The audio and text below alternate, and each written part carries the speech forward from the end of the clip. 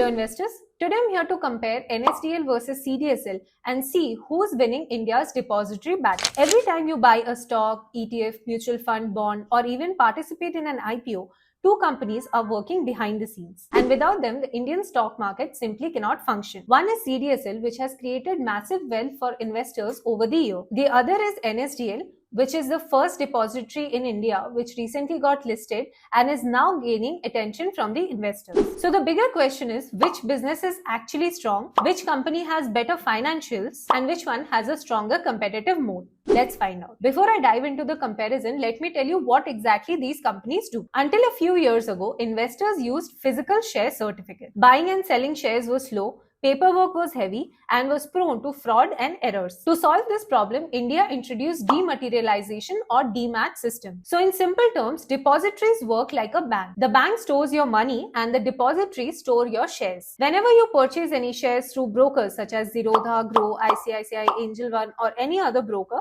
your shares are ultimately stored either in NSDL or CDSL. Today, every listed equity, ETF, bond, and most mutual fund units are held electronically because of these two companies. This makes them the most important components of India's financial infrastructure. This industry is practically duopoly, which means only two licensed depositories operate in India. And this creates an extremely competitive moat. Now, let me walk you through the history of each of these companies. NSDL was established in 1996. It became India's first depository and pioneered the entire dematerialization movement in India. Over nearly 3 decades, it has built deep relationships with institutions, banks, custodians, and foreign investors. It continues to dominate the industry by value of assets under custody and has consistently expanded its technology stack through services like e-voting, consolidated account statements, digital tax declaration forms, and API-based infrastructure. While its competitor, CDSL, started their operations in 1999. Although it entered later, it aggressively targeted retail investors, and over time, it became the preferred depository for discount brokers. As investing in the markets exploded after 2020, CDSL benefited immensely and became India's largest depository by number of Demat accounts, while continuously expanding investor-facing services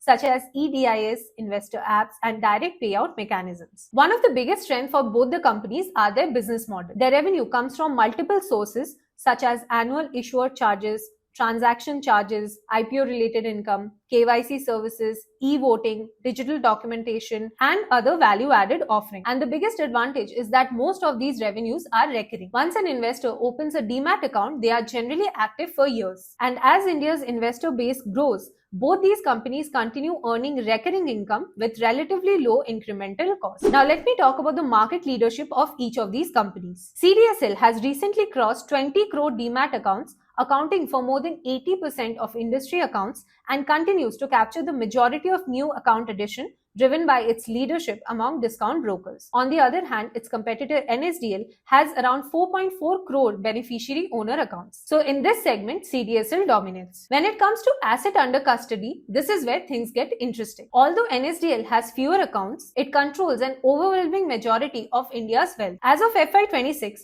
the company has nearly 86% market share by custody value, almost 98% share in listed debt securities, almost 100% of FPI holdings, and nearly 70% of listed issuers are registered with NSDL. And this clearly shows that institutional investors, banks, FIIs, and other large players primarily use NSDL. Hello investors, I have some exciting news for you. I'll be attending Invest IQ Bangalore on July 4, 2026 at the Prestige Center of Performing Arts, and I would really like to meet the TradeBrains community. If you have been reading our news using TradeBrains portal or following our content on YouTube or Instagram, this is a great chance to come and say hi. I would really like to know about your investment journey, discuss about the markets, and connect with you. So if you are planning to attend Invest IQ, don't hesitate to come and say hi. Looking forward to meeting all of you on July 4th at Prestige Center of Performing Arts, Bangalore. Now, let me compare the FY26 performance of each of these companies. NSDL's revenue from operations grew nearly 8%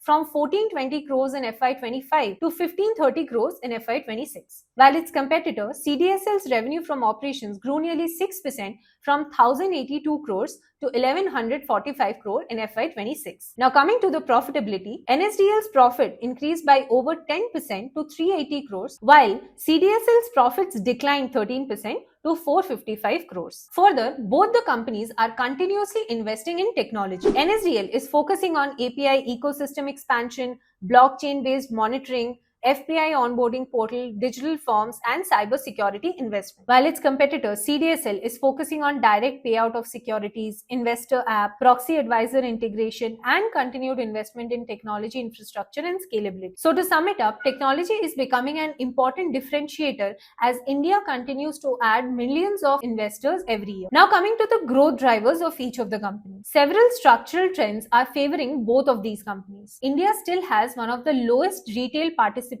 among major economies. So with the rising participation, every new investor ultimately opens a Demat account, which benefits both of these companies. Indian households are steadily moving from physical assets such as gold and real estate towards financial assets, which are likely to benefit these companies. Along with that, every IPO that hits the market directly benefits these depositories. Further, both the companies continue expanding into KYC, insurance repositories, digital documentation, e-voting, API platforms, and corporate services, which opens new revenue opportunities beyond traditional depository income. Having said that, let me also tell you of some of the risk factors that you should watch out for. Despite being strong businesses, investors should remember that market activity directly impacts transaction income, regulatory changes can affect their pricing, rising technology and cybersecurity spending may pressure their margins. However, both the companies enjoy extremely high entries to barrier, because establishing a new depository would require regulatory approvals,